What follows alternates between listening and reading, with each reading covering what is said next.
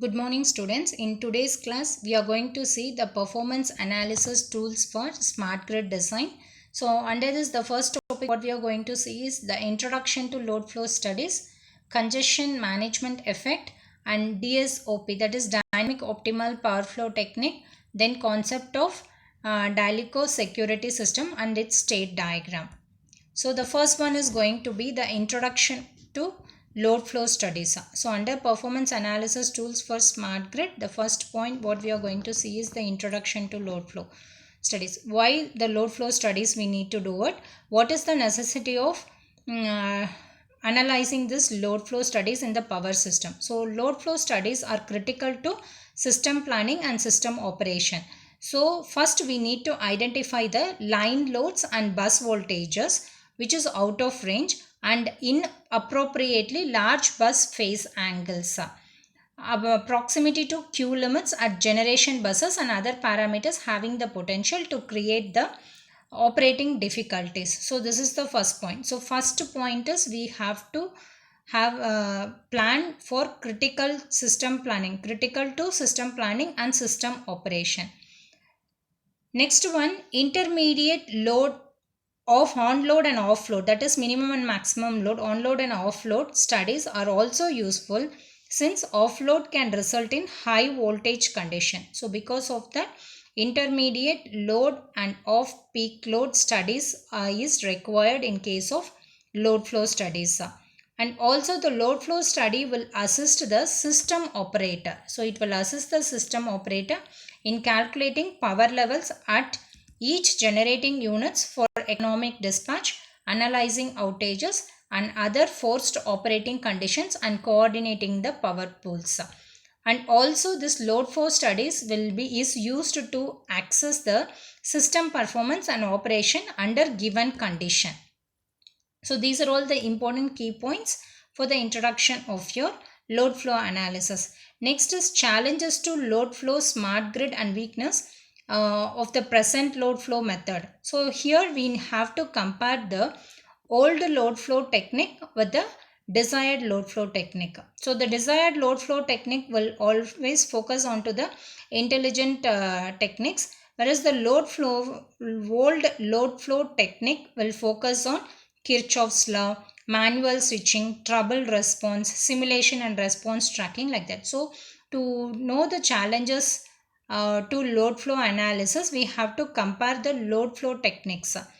So the load flow techniques between old load flow technique and desired load flow technique is shown here. In old load flow technique, central generation and control, whereas in case of desired load flow technique, it is central and distributed generation control and distributed intelligence. So here we will be integrating the distributed system with the energy security system. Here the load flow analysis is done by Kirchhoff's law, whereas here it is done by electronics. In old load flow technique, power generation is according to the demand, whereas in case of desired load flow technique, the power generation is controllable and it is fluctuating depending upon the customer requirement and the demand. It will be supplied under a dynamic equilibrium state. Manual switching and trouble response, whereas here the automatic response and predictive avoidance, simulation and response tracking in case of old load flow technique, whereas in case of desired load flow technique, monitoring overload against bottleneck. So to enhance the load flow capability, the smart grid load flow process will have data acquisition. That is, we need to first identify the type of network, whether the network is radial network or mesh network. After identifying, we have to have the data acquisition for both radial as well as the mesh network. Then we have to see the existence of connection of data in order to ensure the network feasibility. Next, the third point is we need to form the Y bus for representing the interconnection of the system under different study, and we have to determine the initial condition under different states. So these are all the steps that we need to follow to enhance the load flow capabilities. And also solution to mismatch. Solution to mismatch with respect to real and reactive power, and checking the mismatch between the real and reactive power and adjusting according to the initial condition is also taken into account when we are analyzing the load flow studies. Next one, load flow state of art, classical extended formulations and algorithm. So in this, what are the different steps? First is going to be, first as we discussed, whether we have to identify whether it is a radial network or mesh network. According to the distribution, according to this, we need to frame the data acquisition for both the distribution, for both radial network and mesh network. So if here next is with respect to impedance ratio, that is X by R ratio in the line impedances. Next we have to handle about the load that are distributed. So single phase load handled by the distribution load flow program. The fourth point is going to be about the distributed generation, renewable energy generation and cogeneration. So here we have to focus on distributed generation, other renewable generation and cogeneration power supplies installed in relative proximity to some load centers. And the last one is going to be the distribution systems with many short line segments where we will be focusing on the impedance values. Next one, we have to see the different load flow study analysis. The first one is going to be the Gaussian-Seidel method. Second one, Newton-Raphson method. Third one is going to be fast decouple method. So these are all the old method that we have used for the analysis of load flow studies. Next topic is going to be congestion management effect. Congestion means what? So it is defined as a situation where load flows lead to violation of operational limit, that is maximum thermal loading, voltage stability or N-1 security rule. So here the net transmission capacity is an additional transaction potential between zones A and B given as a base scenario of junctions. So we'll have different junctions. It is not only 2 junction or 3 junction. There will be n number of junction in the smart grid. So congestion is nothing but situation where the load flow will lead to violation of operational limit. So at certain point of the junction, the load flows will lead to the violation of operational limit with by considering the maximum thermal loading, voltage stability and N-1 security rules. Next, this congestion, here we have two types of network for the analysis. First one is going to be the radial network and mesh network. So in case of mesh network, we have different interzonal injection variation which will influence cross borders load flow, and also it is an important factor in the determination of transmission capacity. Here when you are considering the congestion has a serious effect on power system including severe system damage. Congestion occurs when transmission network fail to transmit the power based on the load demand. These problems are managed using congestion management method which play an important role in current deregulated power system.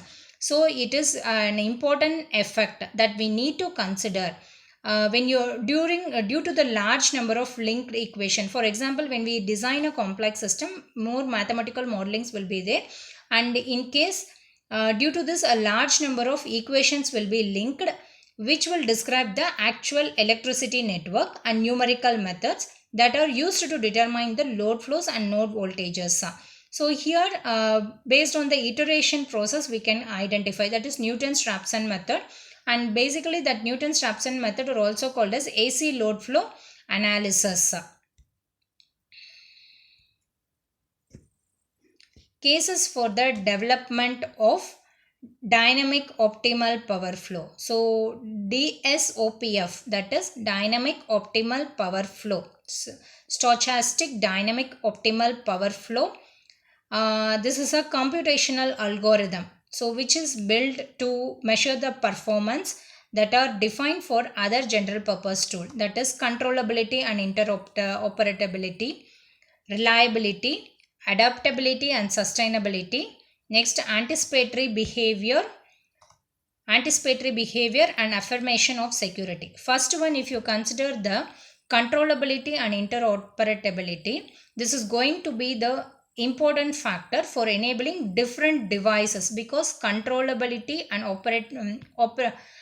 controllable and observable. So controllability in the sense certain systems or certain parameters needs to be controlled, and it is the important parameter that has to be considered in different devices and systems, and also in subsystems to provide greater observability. Observability in the sense the unknown parameter can be identified by the known parameter, where different devices will interact with the other agents as for cooperation and benefits. The next cases for DSOPF is going to be reliability, which measures the quality measure of your electricity that is delivered to the other agent to achieve the adequacy and performance. Using intelligent tool, we will be checking the reliability of the system, and it will be supported with this next supporting devices, and software is also there which is capable of achieving the power quality and improving the voltage profile. And this is going to be one of the most important attribute in case of your smart grid. Next is adaptability and sustainability. Adaptability and sustainability means ability to adapt to the changes. So whenever the changes is occurring, that time the designed system should be in a position to adapt to the drastic change, and it should meet out the energy needed in the way to sustain the life and civilization. The next last one is going to be the anticipatory behavior and affirmation of security. Anticipatory behavior and affirmation of security in the sense it is the ability for the grid to anticipate different scenarios, working scenarios, and to prepare handle the dynamic changes while guaranteeing the system security. System security is one of the important factor. So we have whatever, like with respect to controllability and observability, reliability, all these things we have explained. Next is going to be the DSOPF application to smart grid. So here we'll have a flow chart. So in this flow chart we have three modules, that is module 1, module 2 and module 3. Module 1, it is mainly meant for real power system parameter. Like it will read, for example, it is your critic network for approximating the J function as a superior teacher. That is supervised learning will be using ANN technique, artificial neural network. So under this we have different types of learning technique. Here supervised learning technique is available.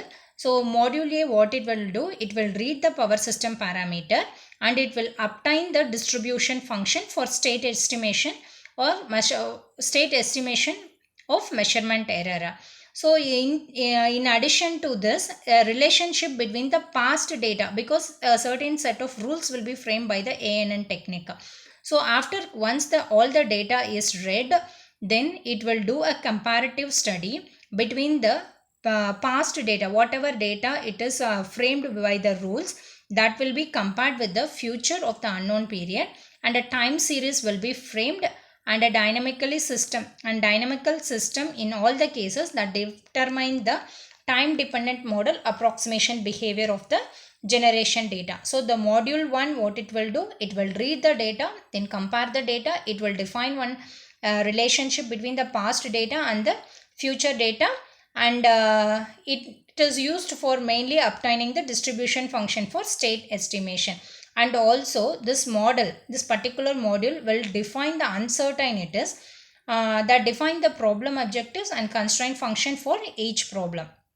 Next we have module 2. The module 2 will define the feasibility region of the operation. So here it is connected to the action network. So it will define the feasibility or region of the operation of the power system network and the emergency state. And also different schedule control will be available over the time for different contingency scenarios. That will be taken care by module 2 in case of D, that is static dynamic optimal power flow technique. The module 3 will address the post optimization process. So here optimal power flow optimization is one of the important factor. The module 3 will take care of the post optimization process. And this is the diagram that identifies the state security assessment and contingencies. State security assessment and contingencies is nothing but the ability of the power system to withstand the probable disturbances. Suppose if any disturbances occurs at with the minimal disruption of the service. So this system security state diagram will provide the ability of the power system to withstand that particular disturbances. In operational environment, this security assessment involves predicting the vulnerability, that is uncertainties that is occurring during real-time condition. Therefore, the concept of Dielecko security state diagram is shown. So what it does, it has got secure or normal state. So it has got 4 states. One is secure or normal state, insecure normal state, restorative state and emergency state. This secure normal state, what it does, all system loads will be satisfied at the specified voltage level in case of secure normal state. Whereas in case of emergency state, the operating limit will be set, and if it gets violated, then overload line will be enabled and it will be activated. We have a then restorative state. Restorative state means it some loads will not be met. For example, partial or total blackout can happen, but the operating portion of the system will be in normal state. So operating post will be in normal state, but certain loads will not be, it will be partial, and certain total blackout can happen. So under that case, we will be considering it as a restorative state. So here, if you assume the transmission line sustains a fault, and if it causes an outage, what will happen in the sense, the result of redistribution of the power flow will changes in with respect to all voltages in the, that is within in the entire system, the complete voltage level will get changed. So this redistribution of the result within the normal system condition, then the pre-disturbance state was both at normal and secure relative with respect to event.